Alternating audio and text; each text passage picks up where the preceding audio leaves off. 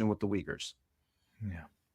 This is an issue. It is not a fundamental issue inside the Green Party. It is more of an issue that affects the socialists and the communists, because there is a strong authoritarian tendency. They're glossed sometimes as tankies, and it's a reference to, you know, whether you agree with the decision I think that Stalin made to use tanks against his own citizens to put down a popular uprising.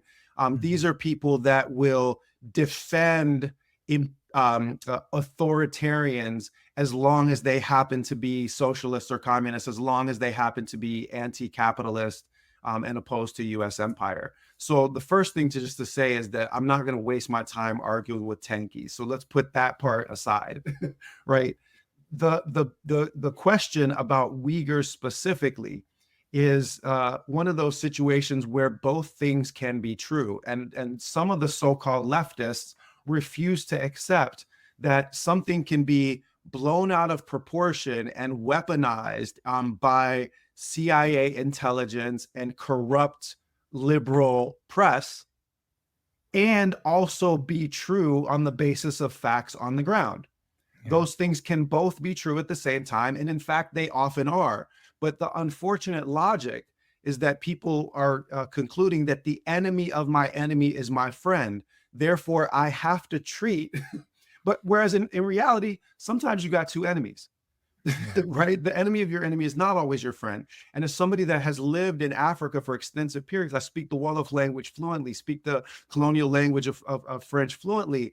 And by the way, Senegal, where I did most of my field research and have lived for years, is a socialist country.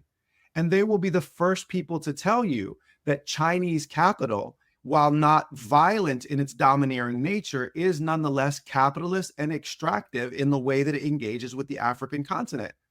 Chinese are not infallible. The Chinese Communist Party is not really communist. It is capitalist in the way that it organizes much of its activities at home and abroad. Last thing to say with respect to the Uyghurs, we as Muslims all know Uyghurs.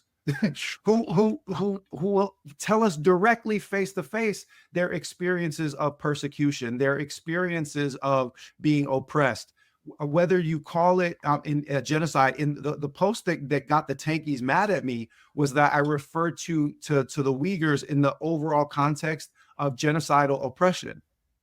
And I think that is a fitting title for what Uyghurs face. And by the way, this is not a controversial position, and it is not drawn from any Western sources. I've never read any of those media accounts, nor those CIA statements. They inform my opinion in nothing. I'm an academic. I served on a search committee where we hired historians of China. So, and they were all Chinese candidates, by the way.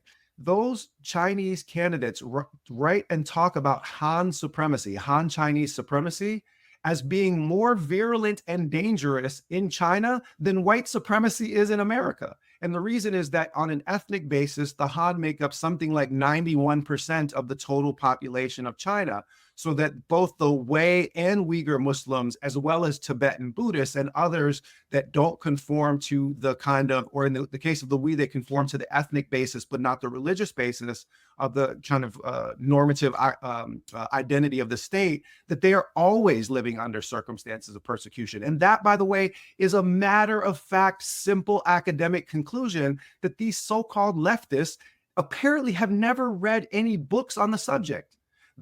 Nor have they had any conversation with actual Uyghurs. As Muslims, we all have. And as an academic, I've read multiple works, including doctoral dissertations on these subjects. It's not a controversial statement for me to say that Muslims have been systematically disadvantaged and oppressed and subjected to genocidal practices for over 1,000 years. Yeah, no, Jazakallah khair. I think that's a really clear answer. Actually, as you were talking, Ver,